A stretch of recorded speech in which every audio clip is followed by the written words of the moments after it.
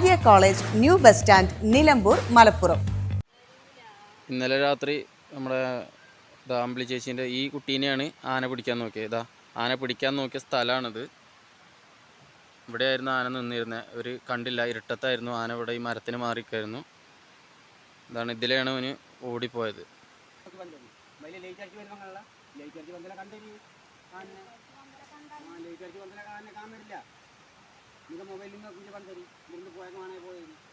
കാട്ടാന ഭീതിയിൽ നാട്. ഭിന്നശേഷിക്കാരനായ ആദിവാസി യുവാവ് കാട്ടാനയുടെ ആക്രമണത്തിൽ നിന്ന് രക്ഷപ്പെട്ടത് തലനാരിഴയ്ക്ക്.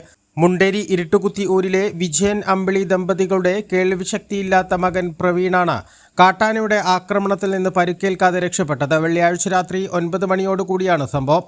ചാലിയാർ പുഴയോട് ചേർന്നാണ് ഈ കുടുംബം താമസിക്കുന്നത്. രാത്രി പുഴയിൽ വെള്ളം ഉയർന്നോ എന്നറിയാൻ ചാലിയാർ തീരത്തേക്ക് പോയ പ്രവീണിനെ വീടിന് സമീപം മറഞ്ഞു നിന്ന ആന തുമ്പി കൈകൊണ്ട് അടിക്കുകയായിരുന്നു. തെറിച്ചു വീണ പ്രവീൺ ആനയുടെ മുന്നിൽ നിന്നും ഓടി രക്ഷപ്പെട്ടു.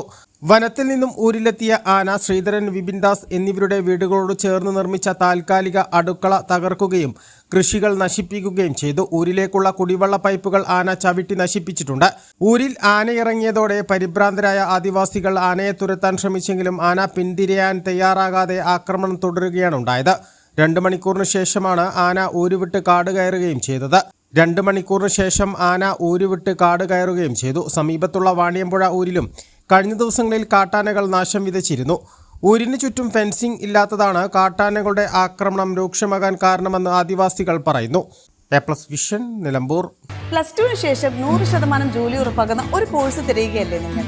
അങ്ങനെയാണെങ്കിൽ ഹെൽത്ത് കെയർ മേഖലയിലേക്ക് ഒരു നല്ല അവസരം ഇപ്പോൾ തുറന്നിരിക്കുന്നു.